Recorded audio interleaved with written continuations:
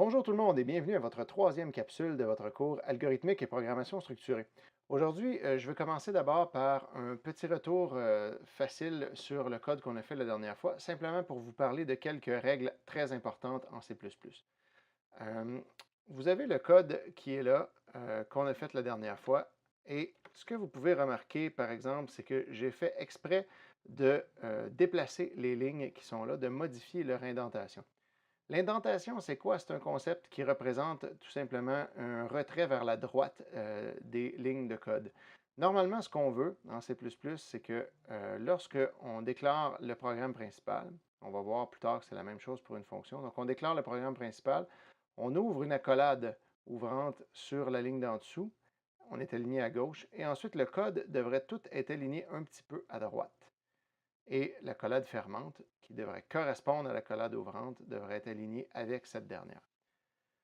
Si jamais votre Visual Studio n'a pas indenté comme il faut, ou plutôt que vous avez déplacé des lignes de code en retouchant et que vous avez défait l'indentation, un petit truc très facile pour la refaire et rendre ça bien clair, c'est d'utiliser le contrôle AKF. On garde le contrôle enfoncé, on fait A, ça sélectionne tout le code, et ensuite on fait KF. Et vous voyez, mon code, c'est tout replacé comme il faut. Tout est indenté comme il faut, juste un peu à droite. Normalement, si on ne touche pas au code de Visual Studio, il devrait nous le placer comme ça dès qu'on le tape. Donc, on écrit le code, puis il va se placer de cette façon-là. Mais si jamais on bouge un peu le tout, on pourra le faire replacer avec CTRL AKF. Remarquez que ça n'affecte pas les commentaires, par contre, qu'on doit indenter nous-mêmes comme on veut.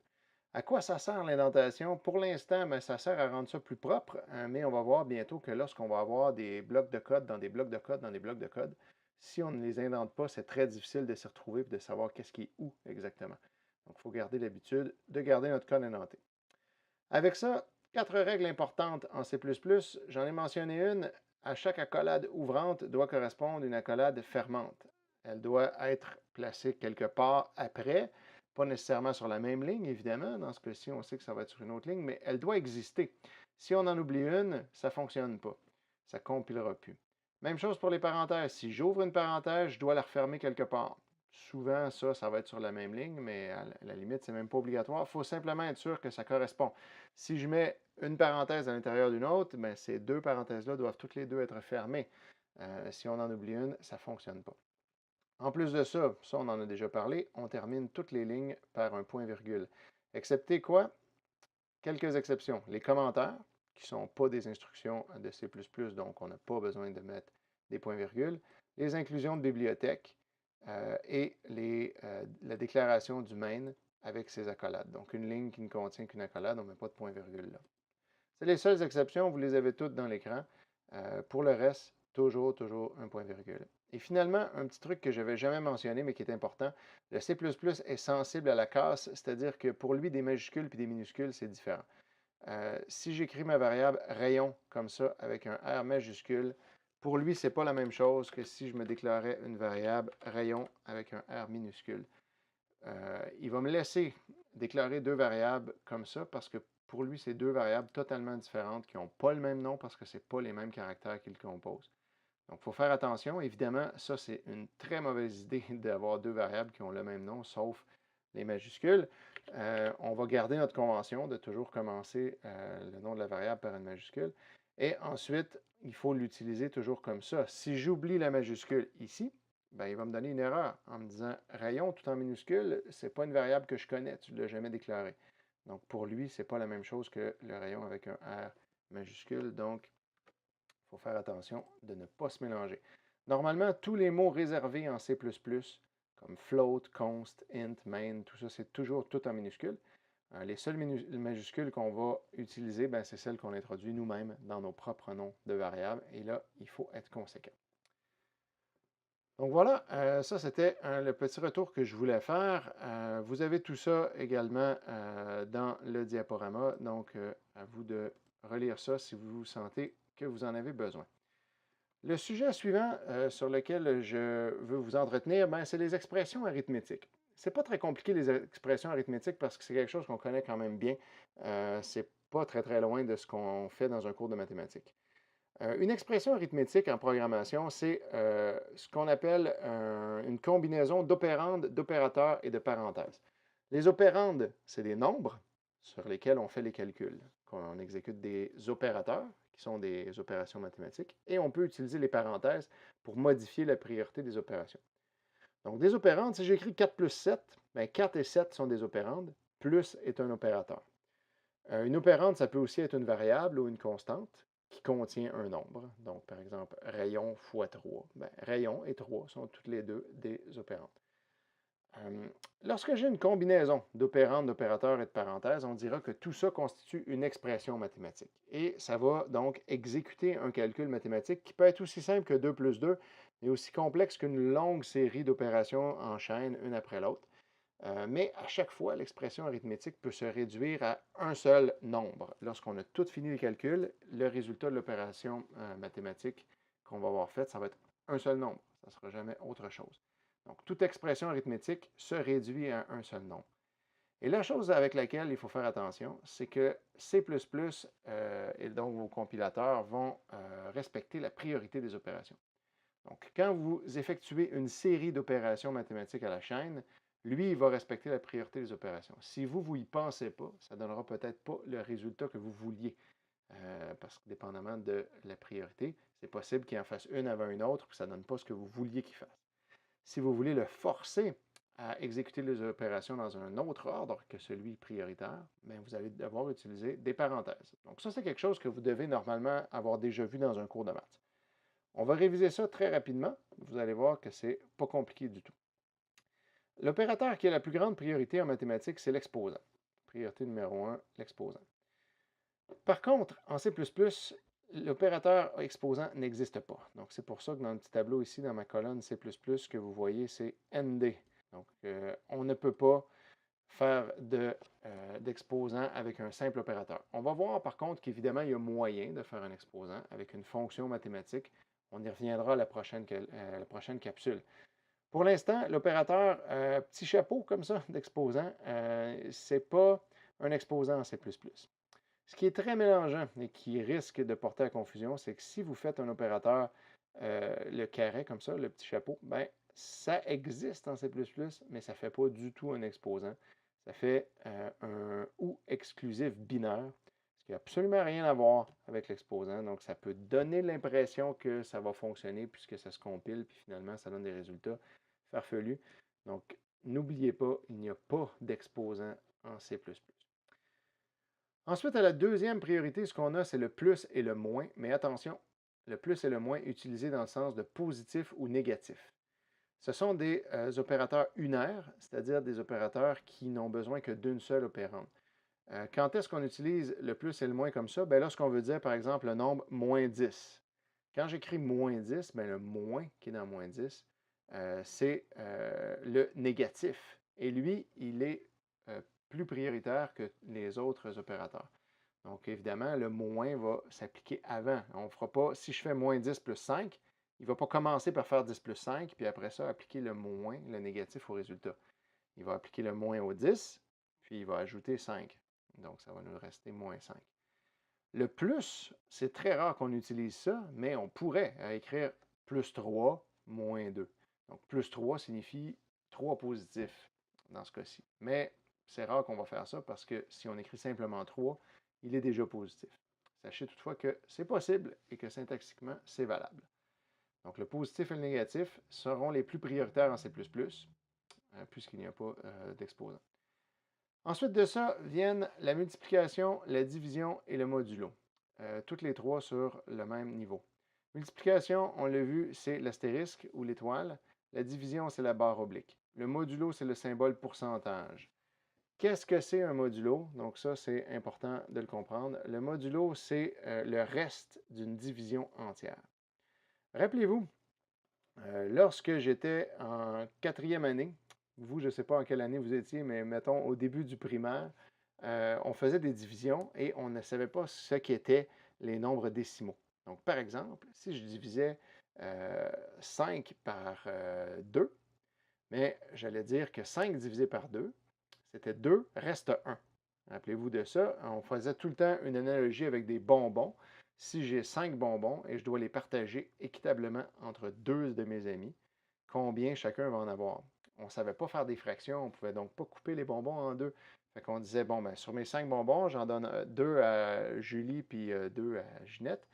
Et il m'en reste un. Fait que la réponse était 2 reste un. Ben, le modulo, c'est exactement ça. Ça nous donne le reste un. Donc 5 modulo 2, on va dire que ça nous donne 1. Ça va nous donner le reste de la division. Comment on fait ça à l'intérieur d'un programme C++? Bien, supposons que on va mettre de côté ici tout ceci. Si j'écris, par exemple, int réponse, puis je vais dire que ma réponse est égale à 5 modulo 2. Tout simplement comme ça. Donc, le pourcentage, c'est un symbole qui veut dire modulo. Je l'utilise comme n'importe quelle autre opération mathématique, comme si j'avais fait 5 divisé par 2 ou 5 fois 2. Là, j'écris 5 modulo 2. Et qu'est-ce que ça va nous donner, ça? Ben, ça devrait nous donner 1. Donc, on peut l'essayer pour voir si ça fonctionne. Un petit truc que je vous montre au passage pendant qu'on est là-dedans. C'est pas très compliqué. Si je veux conserver ce code-là, mais je n'ai pas envie de l'exécuter tout de suite, je veux juste le garder pour plus tard, mais je ne veux pas qu'il s'exécute parce que je veux juste voir ça ici, qui est le nouveau petit bout de code que je fais. Et je peux sélectionner toutes les lignes que je veux ignorer et j'appuie sur ce bouton-là qui est ici, commenter les lignes sélectionnées. Et quand je fais ça, hop, il les met toutes en commentaire. Et plus tard, si je veux les enlever, je prends le bouton juste à côté, supprimer les marques de commentaires, et ça va les enlever. Donc, si je le commente, si mon code est commenté, tout ça devient des commentaires, donc le compilateur ne les regarde plus. C'est comme si c'était pas là.